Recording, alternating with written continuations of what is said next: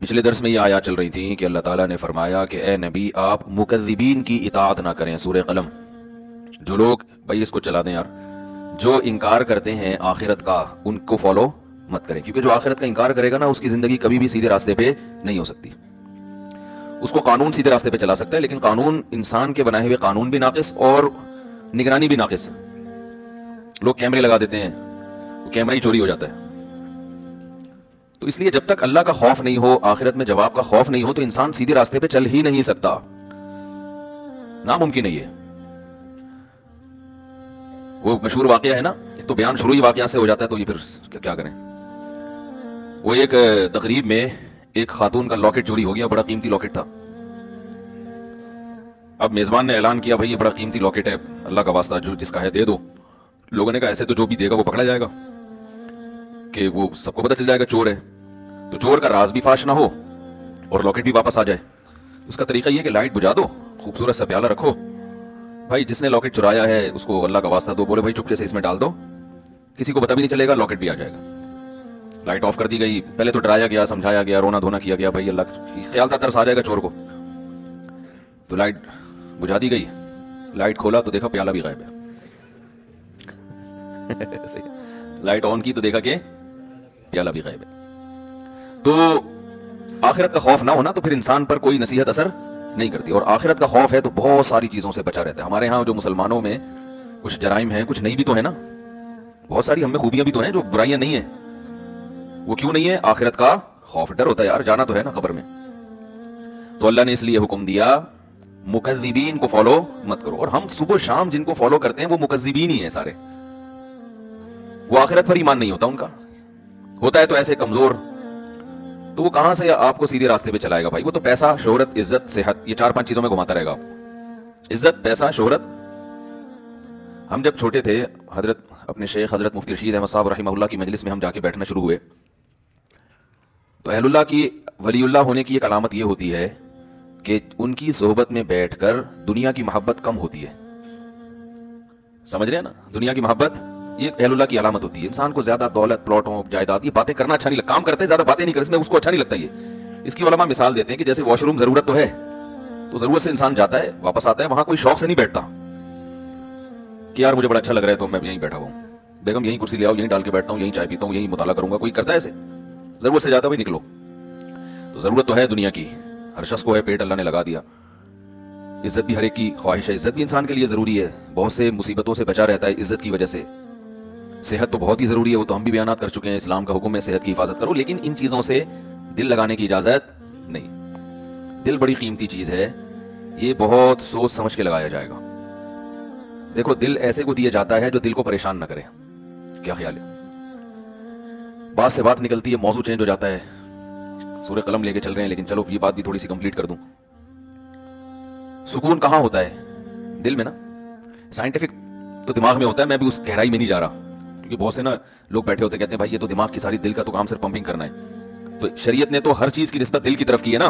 दिल में सुकून, दिल में गौर फिक्र करो, तो उसकी क्या वजह है, ये एक अलग टॉपिक है। अभी मैं उस पर चला गया ना कि भाई इस्लाम ने दिल को क्यों मुतवज्जे किया कि इनके सीनों में दिल नहीं है, या इनके दिल सख्त हो चुके हैं। सख्त तो असल में इनकी खोपड़ी हुई होती है, दिमाग सख्त हो गया होता है, असर नहीं हो रहा होता। तो वो एक अलग बात है, उसके मैं इश्काल के जवाब दे भी चुका हूं, अभी मैं उस तरफ नहीं जाऊंगा। लेकिन आम मुहावरों में निस्बत दिल ही की तरफ होती है, भाई हमने तुम्हें अपना दिल दे दिया, इसके तुम्हारे दिल में उसकी मोहब्बत नहीं है।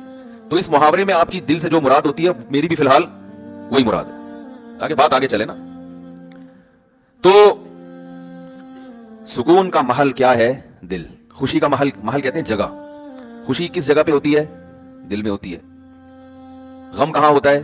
दिल में। कहना तुमने मेरा दिल दुखा दिया, तुमने तो आज मेरे दिल को खुश कर दिया। तो इंसान सुबह शाम सुकून के लिए कोशिशें करता है, खुशी के लिए कोशिशें करता है। तो खुशी के लिए इंसान की जो कोशिशें होती हैं, तो जब उन कोशिशों में कामयाब होता है तो खुशी महसूस कहां होती है? दिल। तो पता ये चला, देखें, इंसान खुश होता है अपनी महबूब चीज के मिलने से, ऐसे ही है ना। तो दिल कब खुश होगा? जब दिल को उसकी महबूब चीज मिलेगी। दिल चाह रहा है ये खा लो, खाओगे तो खुश हो जाओगे। दिल चाह रहा है ये कर लो, वो काम कर लिया तो खुश हो जाओगे। दिल चाह रहा है कि ये चीज मिल जाए, गाड़ी मिल जाए, मिल जाती है तो दिल क्या होता है? खुश होता है। तो सारा जो मसला है ना वो है दिल का। तो याद रखें, कि दिल को खुश करने के लिए यह जरूरी है कि इसको इसकी महबूब चीज मिले। तो जिन चीजों से दिल को पहले से मोहब्बत है ना, वो इंसान को मिलती नहीं है। टेंशन वाला मसला ये है। आप कहें भाई जो इतने लोग खुश होते हैं उनको इनकी दिल की पसंदीदा चीजें मिल जाती हैं तभी तो खुश होते हैं ना। भाई मसला एक दिल में बहुत बड़ा फॉल्ट ये है कि इसे इसकी जब महबूब चीज मिलती है तो इसके दिल में उससे ज्यादा की ख्वाहिश पैदा हो चुकी होती है। समझ रहे हैं बात को? लिहाजा ये पहली मर्तबा में तो उससे खुश होता है, उसके बाद फिर ये उससे खुश नहीं होता, उससे ज्यादा मांगता है। हमारे एक दोस्त हैं, अल्लाह ने उनको माली वसअत दी, वो एक जमाने में बड़ी गुर्बत थी, तो मुझे अपना वाकया बता रहे थे कि यार जब हम गरीब थे, मदरसे में पढ़ते थे, कहते हैं तो मैंने उस वक्त कहीं से हमें याद है एक पराठा आ गया कहीं सुबह नाश्ते में सूखी रोटी मिलती थी। कह रहे हैं वो पराठे के ना हम सब तलबा ने टुकड़े किए, एक एक टुकड़ा एक एक पराठा सबको मिला, यानी पराठे का एक एक टुकड़ा सबको मिला। कह रहे हैं यार उस वक्त उसमें इतनी खुशी से हमने वो टुकड़ा खाया है कि अब अंडे मक्खन में वो मजा नहीं आता।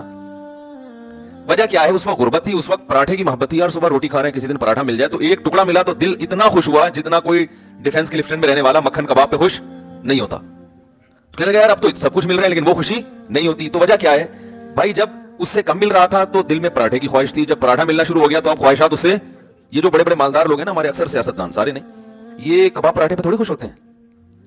इनको आप बिरयानी खिला दो, इनको सीख कबाब खिला दो, मलाई क्या, ये तो गरीबों के खाने हैं। भाई अब क्या खाना है? आपने कबाब भी खा लिए, पराठे भी खा लिए, आपने जो है वो निहारी भी खा ली, बिरयानी भी खा ली, बर्गर भी खा लिया, पिज्जा भी खा लिया, ऐसी ऐसी खुराकें, तुर्की की डिशें आपने खाई हैं, जापानीज डिशें आपने, जो इनका दिल चाहता है खाते हैं, लेकिन इनको उसमें वो मजा नहीं आता। ये कहते हैं वो जायदादें खिलाओ अब हमें, ये कबाब ये तो डिफेंस क्लिफ्टन के आम मालदार लोग खा लेते हैं यार, ये क्या है? अब ये इतने अरबपति बन चुके होते हैं कि इनकी नजर में अब ये कबाब बिरयानी की कोई वैल्यू नहीं रहती। अब जो बड़े बड़े सियासतदान हैं उनकी ख्वाहिश क्या होती है? भाई जायदादें खिलाओ यार हमें, और जायदादें भी एक सुरजानी टाउन की नहीं चाहिए उनको, ये चाइना पट्टी है तो गरीबों की करप्शन है। वो जायदादें कुछ इस्लामाबाद के पूरा आधा बहरिया टाउन खिला दो हमको। ये अगर इनको ना मिले तो डिप्रेशन में चले जाते हैं। अजीब मुसीबत है। इंसान हमेशा से ये हकीकत जानता है कि दिल की जब एक ख्वाहिश पूरी होती है तो वो उससे बड़े की ख्वाहिश उसमें पैदा होती है। तो ये अजीब बात है कि ये तो कभी खुश हो ही नहीं सकता। ये एक ऐसी हकीकत है जिसको सारी दुनिया के सारे माहिरीन मानते हैं, लेकिन फिर भी वो दुनिया से मोहब्बत करते हैं। तो बताओ कभी ऐसे दिल को सुकून मिल सकता है? आज आपकी ख्वाहिश ये मिल जाए तो जब वो मिलेगा ना तो उससे आगे की ख्वाहिश पैदा हो चुकी होगी, फिर उससे आगे की पैदा हो चुकी होगी। सफर में सुन्नत नफिल पढ़ सकते हैं या नहीं? सफर भाई कई दफा बयान कर चुका हूं, दो तरह का होता है। एक ट्रैवल करते हुए आप जा रहे हैं, यहां से लाहौर जा रहे हैं ट्रेन में, तो ऐसे मौके पे तो सिर्फ फजर की 2 सुन्नतें पढ़ें और वितर पढ़ें, बाकी सुन्नतें छोड़ दें। लेकिन अगर कहीं मकाम पे पहुंच चुके हैं 12 दिन के लिए, 10 दिन के लिए, तो हैं तो मुसाफिर, लेकिन वो मशक्कत बिल्कुल खत्म हो गई है, तो अब वहां पर सुन्नतें मुअक्कदा ही रहती हैं। हदीस में जो नबी सल्लल्लाहु अलैहि वसल्लम से सफर में सुन्नतें छोड़ना साबित है वो ट्रैवलिंग के दौरान वाली रिवायात है।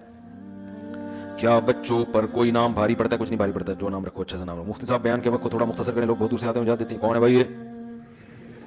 एक साहब बोलते हैं कि आप आलिम नहीं हैं, आपके पास जो डिग्री है वो जाली है, और ये भाई जो मुझे आलिम नहीं समझता वो बयान ना सुने। क्या ख्याल है भाई? बोलने पर तो कोई भी कुछ भी बोल सकता है, गवर्नमेंट की तरफ से कोई पाबंदी नहीं है, कोई भी कुछ भी बोल ले।